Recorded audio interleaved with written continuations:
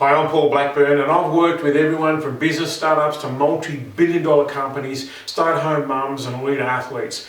You can even see the logos of some of my clients showing on the screen behind me. But you know what I've learnt? It's true that in every industry there's a standout performer. You know, take Warren Buffett for example. He's not the only professional investor in the world, but he's obviously the best. Michael Jordan wasn't the only professional basketballer, but he was obviously the best.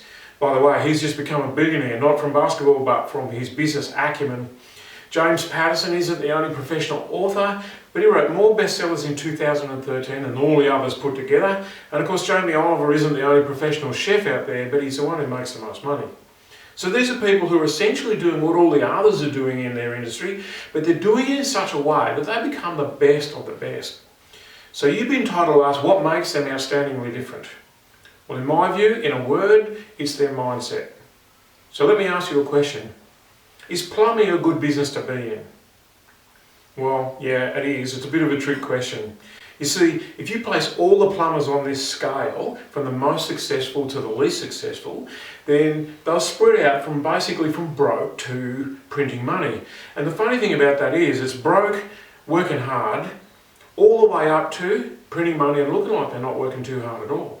So what makes a difference between them? Because it's obviously not the industry that they're in or the technology that they're using. Now this also applies to doctors, in fact, any other industry that you want to know.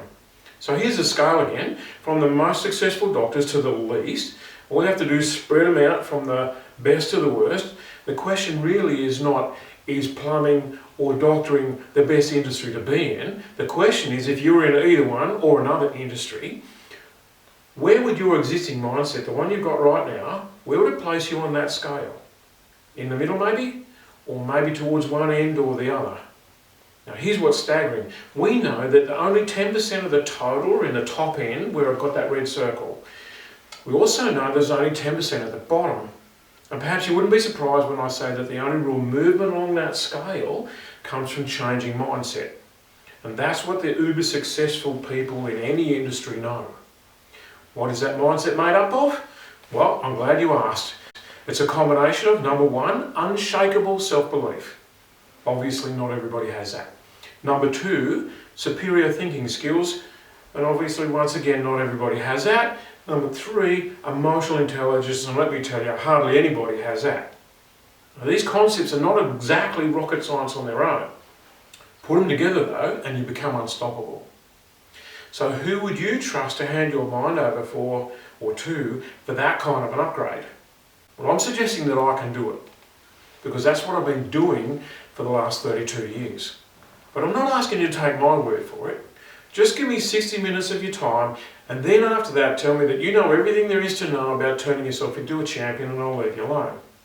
But see, the truth is I know I can help. What will it cost you to find out? Well, no money, but a bit of your time.